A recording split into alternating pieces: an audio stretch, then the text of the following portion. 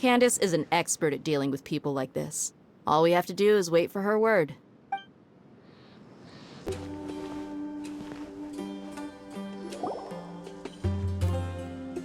Hey, Dia! Right on time. We'll know any moment now. Paimon's been wondering. You seem to know Candace pretty well. Have you been friends for a long time? We've known each other for some time now. She's a pretty interesting person. Even though she's an extremely strong warrior, she never misuses her powers against others. Oh, Paimon knows what you mean. Like a lot of martial artists say, never take the fight outside the ring. Yep, I guess you can put it that way. It takes strong convictions to be as dedicated as she is, and shoulder that kind of responsibility. Us mercs, on the other hand, we pretty much live from one day to the next. Well, Paimon thinks you're great, too. Really? Thanks for that. Oh, Sino's here, and he's pretty early, too. Yes. I was here yesterday to help out a little. To help out? By doing what? Sharing some interrogation techniques. Oh, you mean you taught Candace some more persuasive methods? Right. Come on in, everyone. Come on, let's go inside.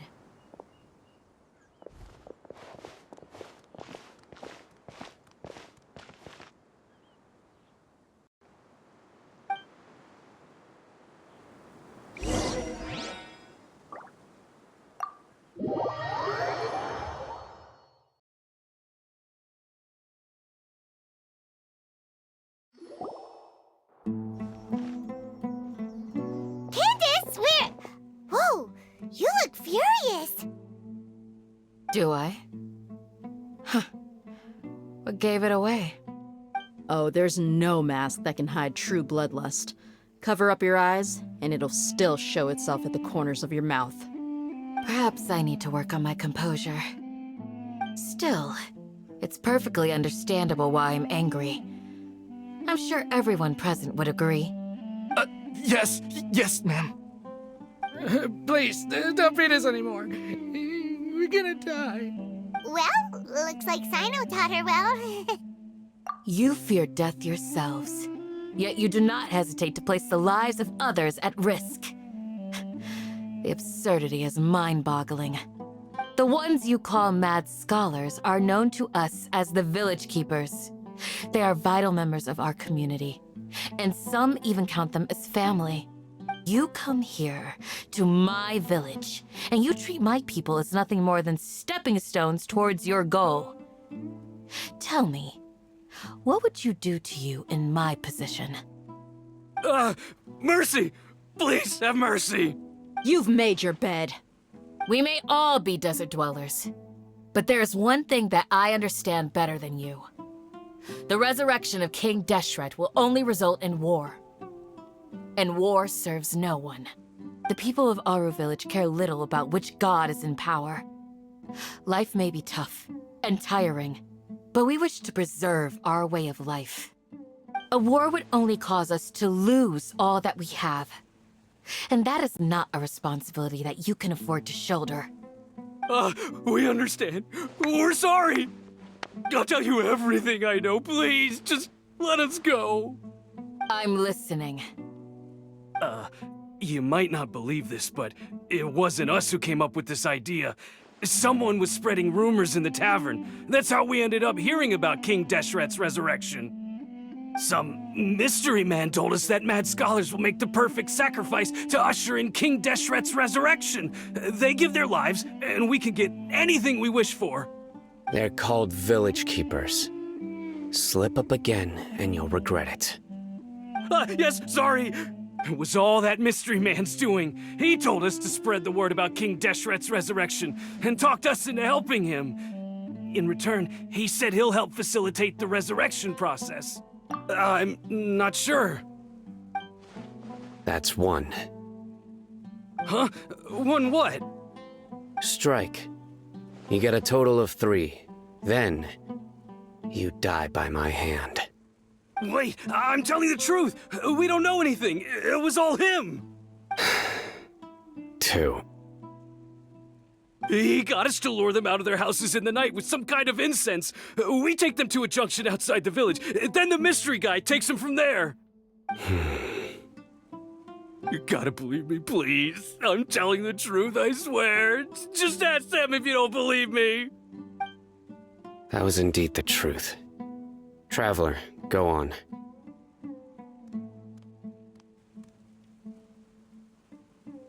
You have to believe me. If I knew that, I would have told you his name right away. I'm not risking another beating to keep his secrets. No way. That guy, he wears a cloak, and he's always careful to cover his face. He calls himself King Deshret's envoy. I believe I may know what's going on. Uncle Anpu? What do you mean?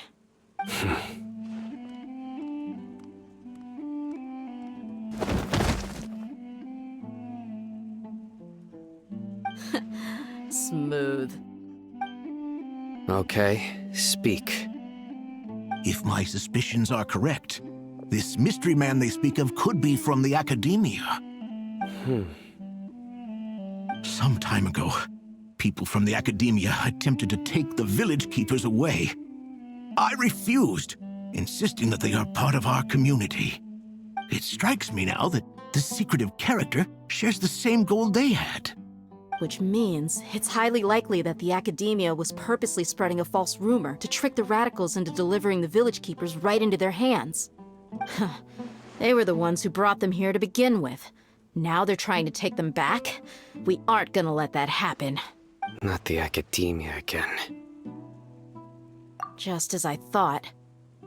But what could they want with the village keepers? People are nothing but tools in the eyes of the Academia. A change in their plans likely means they found another way to exploit the scholars.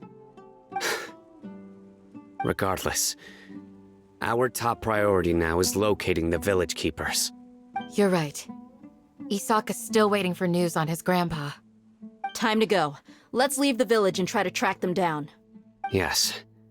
Pack up and get ready to leave. You got it. Candace, I'll let you deal with the radicals. Leave everything outside the village to us. All right. Let's meet back here once everyone's ready.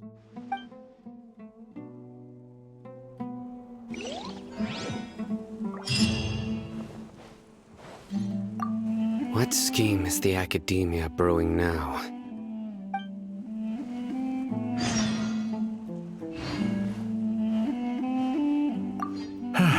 I just hope everyone's all right.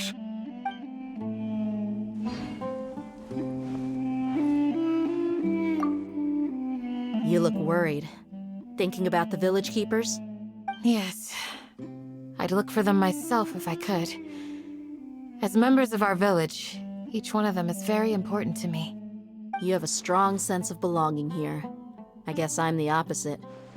Mercs are stray dogs, wherever they go. Dia, don't say that. You can be a part of this community too. Thanks. I'll let you know when I feel like joining.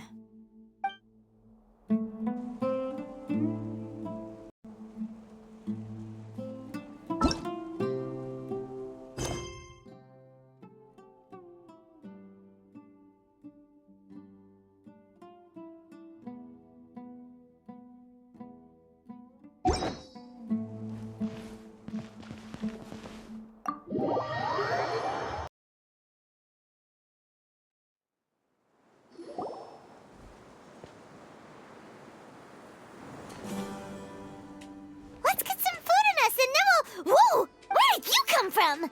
Well, as you can see, I am merely sitting here and reviewing what we have deduced thus far. You were gone for ages!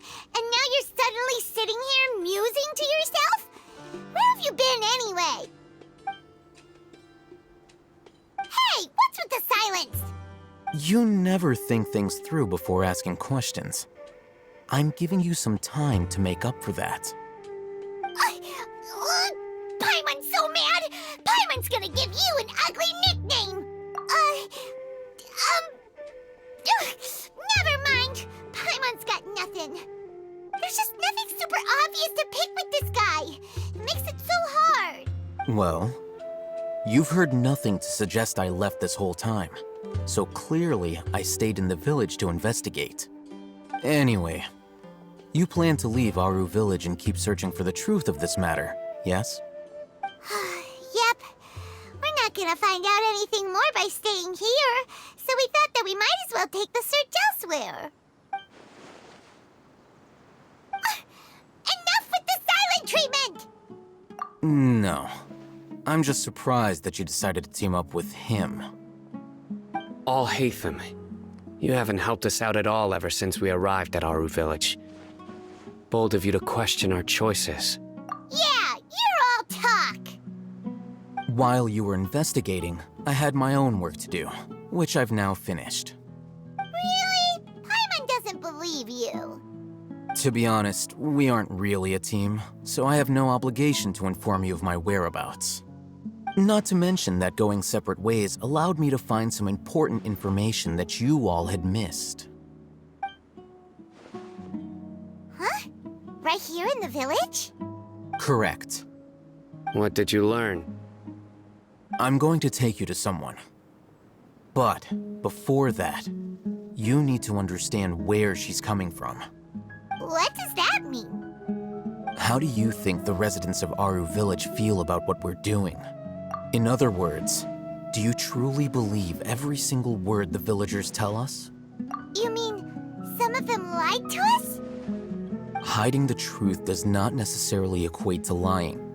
Again, these people have their reasons. Remember what Gandis said? Most people in Aru Village don't necessarily care which deity is in charge of Sumeru. That's because whether King Deshret or the Dendro Archon has power is of little significance to them. By contrast, the perils of their daily lives are ever-present concerns. They won't simply share everything they know with you without good reason.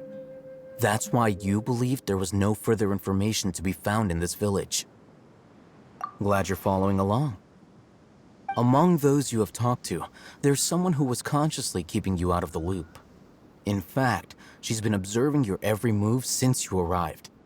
The reason being, to someone who only wants to live their life in peace, any external factors introduce unpredictability into the equation. Those eyes. Those fierce eyes. You look like a real fighter. Don't change the subject. It's quite obvious that she's intimidated by Sino's authority and strength. Right. You were asking about the mad scholars. She corrected herself mid-sentence because she's aware that there are King Deshret fanatics in the village. If she sounds too friendly towards the village keepers, she could easily make herself the radicals' next target. I think it's been a few days since I last saw them. I usually go to bed pretty early, so I'm not too familiar with what goes on at night. Remember? She made a point of denying her involvement in anything that occurs at night. But honestly, I feel quite sympathetic towards them. Even though they act a little strange, they've helped me in the past. If it weren't for them, my house would have collapsed long ago. After speaking to the village chief, it became clear that the village keepers had protected Aru Village at night. In other words, the young miss was very much awake during that time. Then why would she lie? By getting involved with an outsider, she risks drawing unwanted attention to herself. As for why she might be so wary about all this, maybe you should ask her. I'll pass on this one. You said that she is afraid of me. If so, it's best if I stay out of this. We're on it!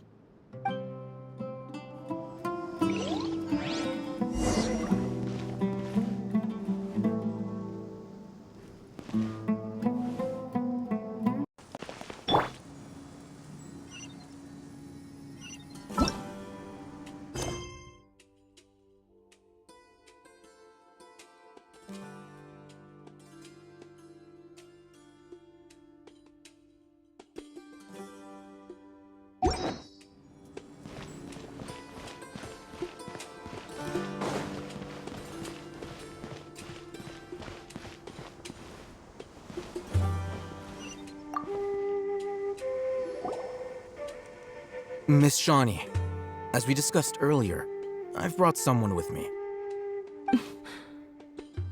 Mr. Alhaitham, I'm aware of where you stand, but how can I make sure that your friends think the same as you? Huh? What do you mean? We need to clarify our stance or something? Go ahead and talk to her. You'll get the answers you want. Go on. Earn her trust. Is it really that simple? May I call you Traveler? Hi, Traveler. I want to ask you something. Do you think the resurrection of King Deshret can truly change Sumeru for the better? Why's that? That's very similar to what Miss Candace says. I know you two are friends. That's why I'm willing to talk to you, even though I do have some reservations.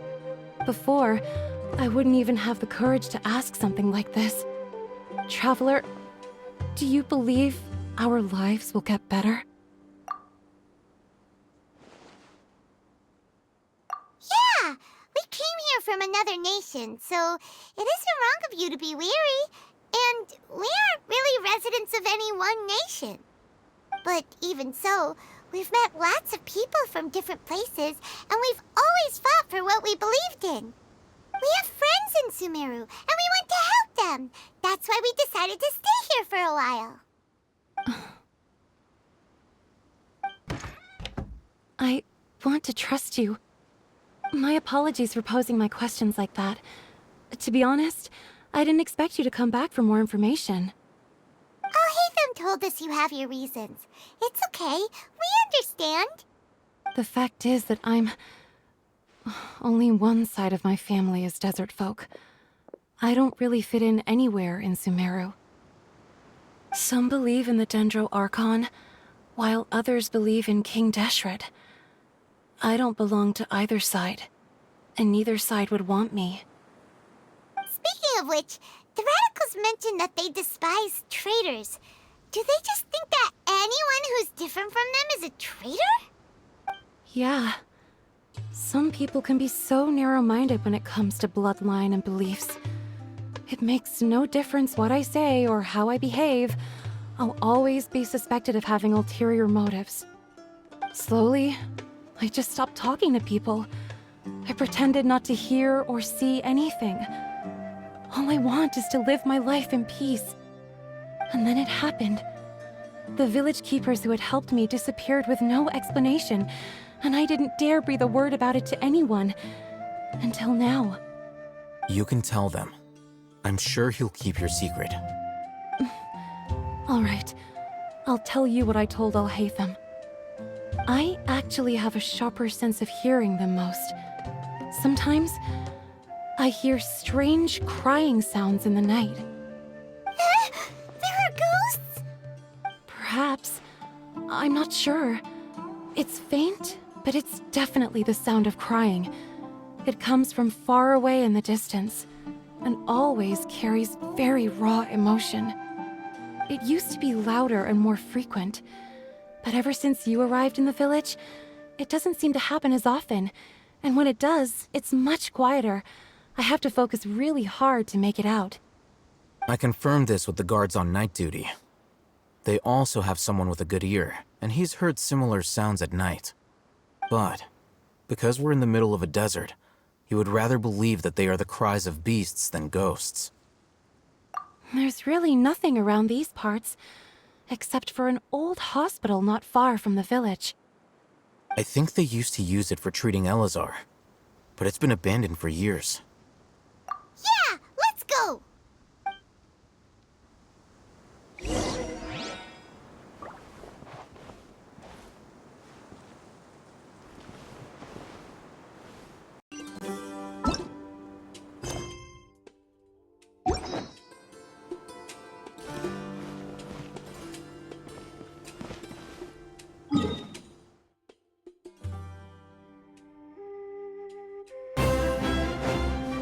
Ugh. Is this the place? It's in terrible shape. And monsters! Watch out!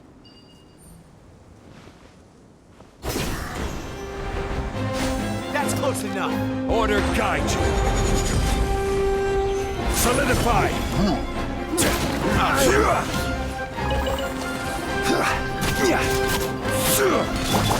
Oh, it's revealed.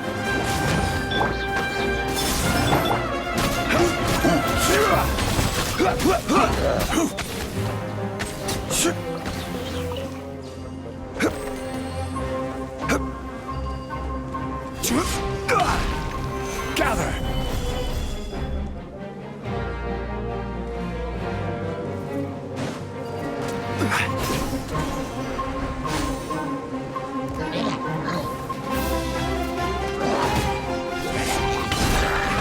Stabilize.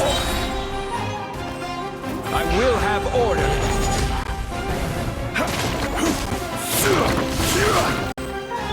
By royal decree.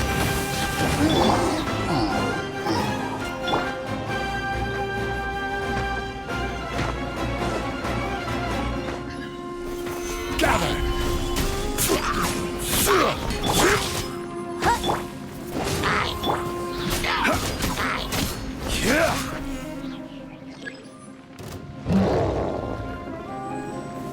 Solidify. Order guide you. Everybody stand back. Midnight Phantasmagoria. Converge.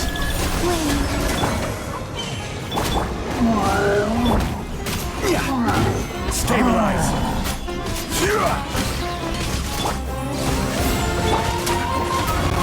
This is order. Teamwork is dreamwork. They were easier to deal with than Paimon had expected. Super strong bandits? Or monsters taller than buildings dropping out of the sky? Or, something like that. He looks super serious. We gotta stay on our A game too. This is the one.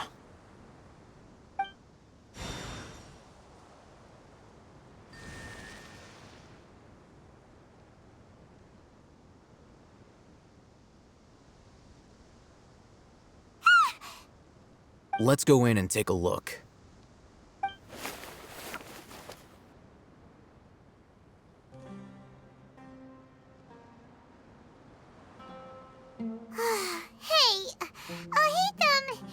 We haven't found squat. Are you sure we aren't wasting our time here? Patience. Shawnee says she only hears the crying at night. We have time to burn. Until then,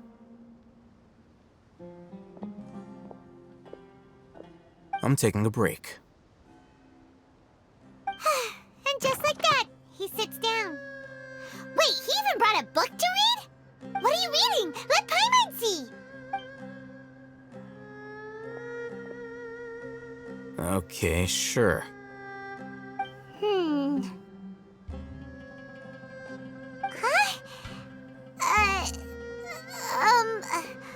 The natural position, which is the positional propensity of an entity in natural motion in contrast with an object in forced motion? Huh? When free from external influences, every entity displays the tendency to follow its natural trajectory? So, you got that? Oh, Paimon gives up. You keep reading your book. See ya. How is he so relaxed? Look at him, reading an impossible book in a creepy place like this.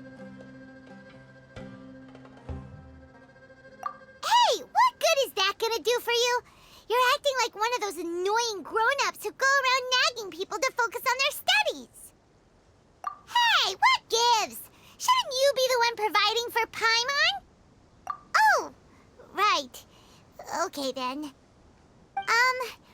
Thank you for working so hard and earning so much more. If it weren't for you, Paimon would probably still be floating around in the ocean somewhere. Thank you.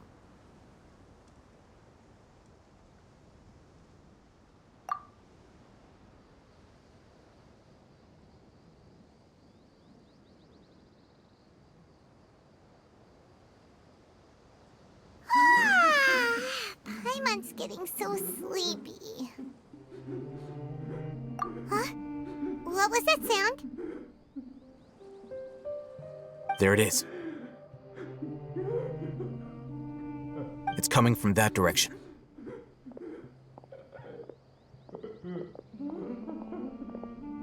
Is the sound coming from here? Huh. Paimon's not seeing anything.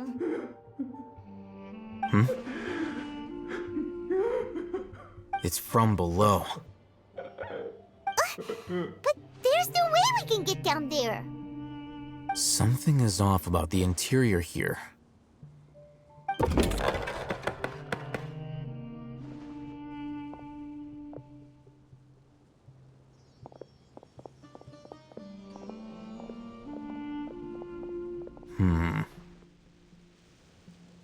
As I thought, there's a hidden structure.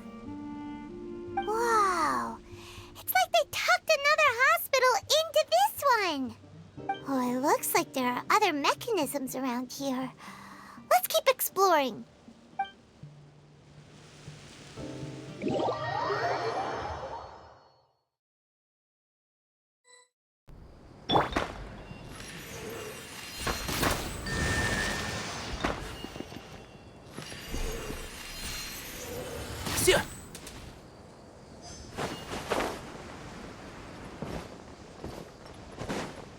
Keep up.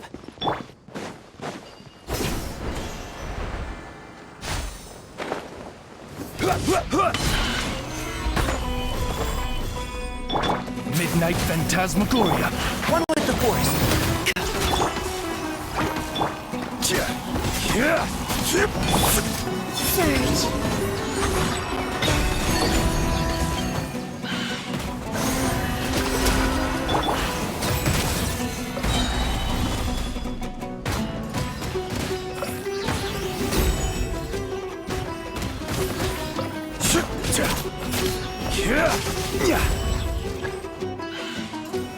Gather! I will have order! Three moons converge. By royal decree.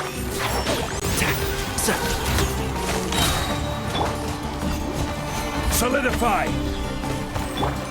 I'll approve you!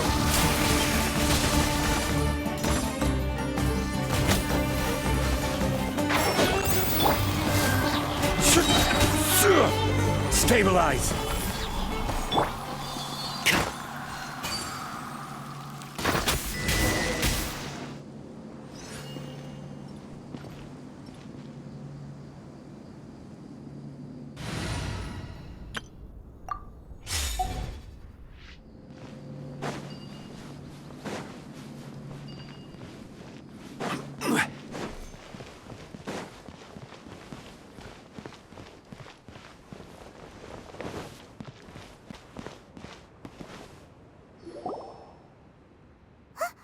Look, there's someone over there. Good idea. Let's approach him slowly without alarming him.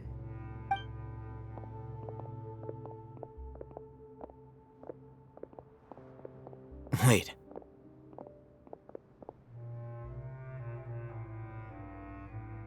You're...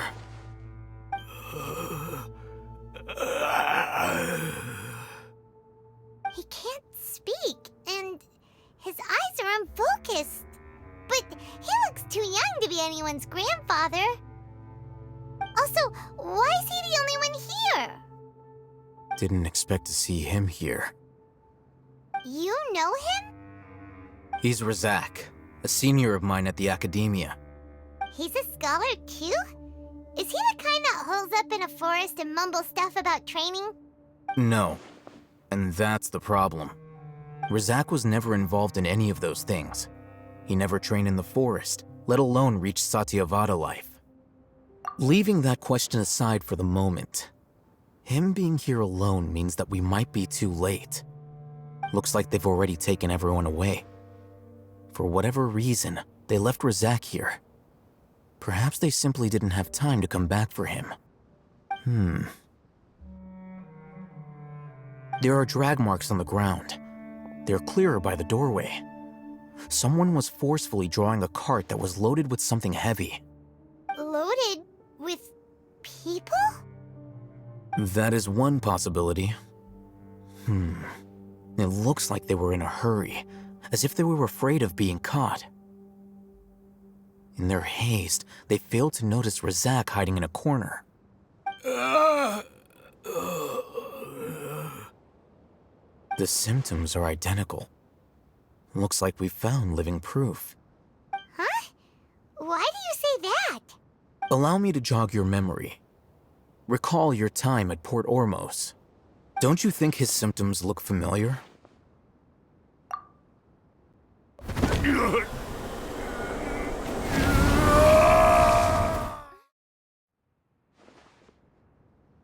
Oh, now that you mention it, they're acting the same way.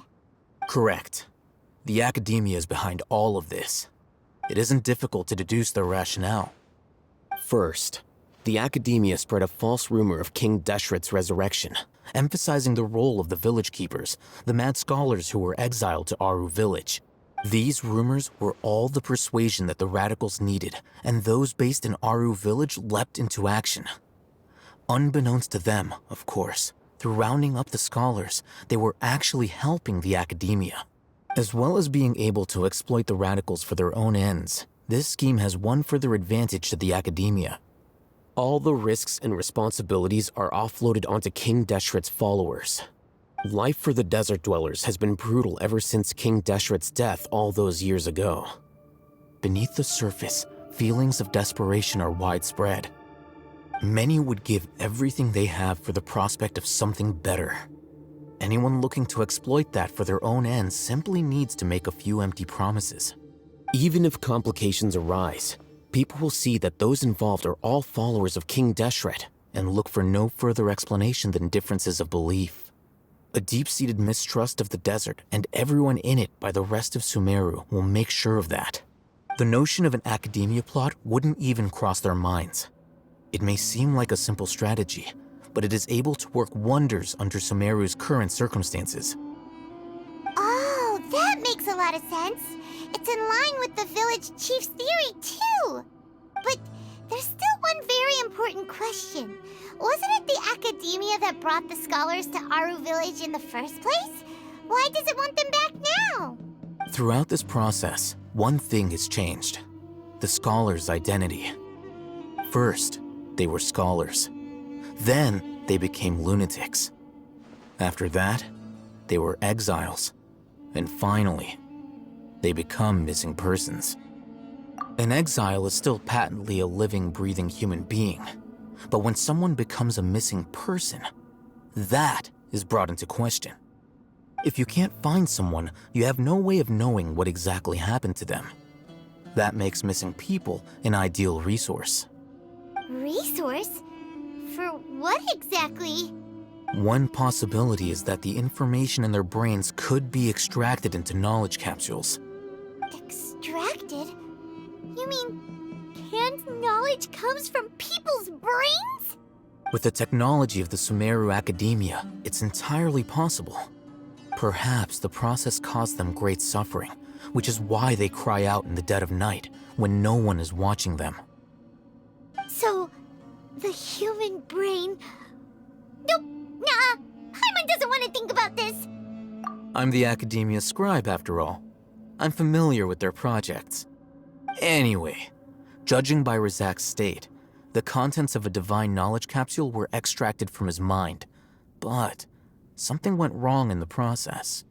Or perhaps his curiosity got the better of him, and he used such a capsule for himself. Paimon's a little confused. Can they just use anyone's brain?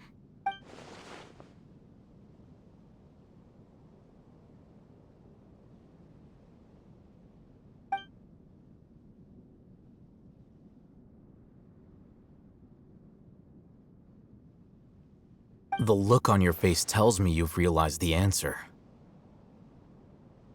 That's right. To some scholars, gaining knowledge about the gods is their entire life's pursuit. Extracting canned knowledge is just one of the extreme measures they turn to. However, I can't help but wonder, what do they seek to gain from divine knowledge? The academia is going out of their way to look for forbidden knowledge. But what is their ultimate goal? I've spent quite some time trying to analyze the contents of the Divine Knowledge Capsule, but to no avail. It seems like my way of thinking is too different from theirs. You mean you're not even slightly interested in getting your hands on this forbidden stuff? All scholars seek to expand the horizons of knowledge, but I'm not particularly interested in gods, so I don't share their degree of zealotry. Extracting information from people as if they were lifeless objects? If this is the direction of academic progress, then the academia may as well shut its doors. Sounds like you're really against all this. Of course. The academia's actions run contrary to their rules. Whether it be academics or knowledge, everything has its boundaries. If those lines are crossed, the rules and order that govern everything in the world will be destroyed. This matter needs to be corrected, just like fixing a typo in a book. Wait, didn't you step in to help because you felt sympathy for those poor people? Not to be callous, but no. My criteria are a little more restrictive than that. There is no shortage of suffering in Sumeru, and the same can be said for the rest of Teyvat as well. What do you plan to do about that? Save every last person? Probably not. Paimon's not sure. You can say that. Simply put, I don't blindly place my faith into strength or heroism. I do what I want. The Divine Knowledge Capsule is something I want to investigate in full. That doesn't mean I'm willing to take action for the sake of a few strangers.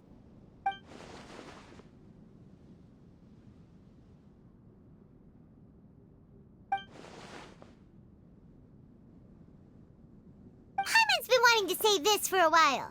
There are a lot of bad guys in the academia, but you're not one of them. You're their weirdo. You're probably right. Though I must say, I quite enjoy this feeling of being the odd one out. Uniqueness is also an asset, is it not? Wow, that's a great way to think about it. Paimon's really impressed. If only Miss Shani had a similar mindset, her life would definitely be a lot easier. I'm just a more likable person than her in general. There's nothing more to it than that.